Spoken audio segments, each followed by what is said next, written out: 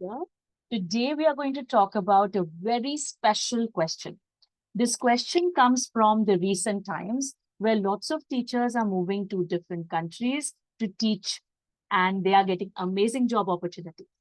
The cultures are different, and that's why this question comes from one Mr. Teacher. And he wants to ask that what are the things I should keep in mind when I'm moving to a different culture to teach? See, the content remains the same. The content you'll be receiving from your books also. But what kind of understanding should I have? What kind of things should I remember?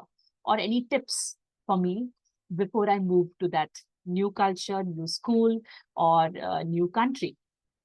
So I have 5 things which are super important if you are somebody who's moving to a different state, moving to a new different city where people speak a different language, they are of different religion, they have a very different varied culture. So what are the 5 things? Bring a pen and paper and quickly write them down. The number one thing is wherever you go and step into your classroom, understand 2 rules, okay? Rule number one is the rule of proxemics. How close can you get to the student? Or what kind of a distance should you maintain from the student? Okay, you could take help of your teachers who are in that school, or just have a look at how they are conducting their classes.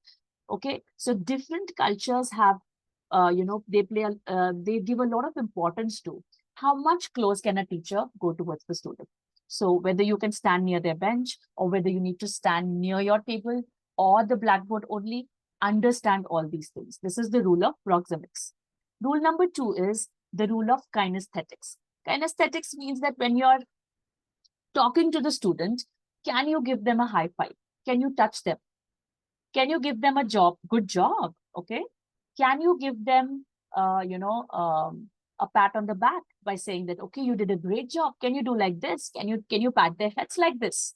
Okay. So what kind of touching is allowed? Okay. This needs to be really understood well, because and in some places touching the student is not allowed. Okay, some places touching the student might mean something else. Okay, so be very confident of the rules of proxemics and kinesthetics. In some cultures, even teachers hug their students. Okay, especially in the pre-primary and primary sections, they hug their teachers and say bye. They give a high five, a fist clap. Okay, all these things are allowed. So definitely check what is allowed and what is not, and follow the rules of the school thoroughly. Okay. The third number point is never judge your students on their backgrounds. If a student is from a farmer's family, if a student is coming from the countryside, if a student is coming from a businessman family, whatever is their background, there should be no judgment, absolutely. Okay, the way they talk, the way they speak, the way they dress up, the way they look, nothing, absolutely. Okay, let's come to the fourth one. The fourth one is understand the topics on which you should never talk or involve them in any discussion. Okay, so for some countries, it could be politics. For some countries, it could be religion. They don't talk about religion in their own classrooms. Okay, they don't discuss. It's like considered to be not good. Okay, at some places they might not talk about praying. Okay, praying in a particular way, or talking about the way they approach their temples or the monuments, they speak about them, or the history. Okay, at some places, because you do not know their history, you do not know the patterns which they follow, or the things which they study, or you might have studied something about that country in your history book which might not be relevant to them. So definitely make it a point to not hint on the topics which are considered to be like prohibited in the school or in that community. Okay, so do that. Now we are coming to the last one.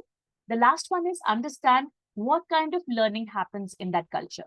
Is it an active learning environment where the students are like on their toes all the time, raising their hands all the time, being there for the teacher, answering all questions, hi or project and all of that.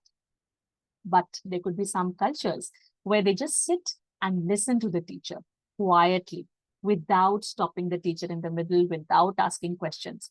And that also is okay if they are learning, right? So make it a point to understand whether your learners will be passively learning, it's their culture, or they will be just actively involved, or you need to get them actively involved and understand how much can you do that if that's a passive culture. Okay, so be sure of all these points before you enter the classroom. and make it a strong rule for yourself that you need to follow these things because you need to gel with them well. Until and unless they gel with you well, there should be no learning happening inside the classroom because they will not be able to respect you, nor will you be able to, command respect from them, right? So that's all for today. I hope you got a lot from this video because when I learned all these things, I really got goosebumps because all these things, we generally just walk into the classroom with our content. We do not look at these small factors which play such an important role in our class, right? So be there for your students all the time and happy learning and happy teaching.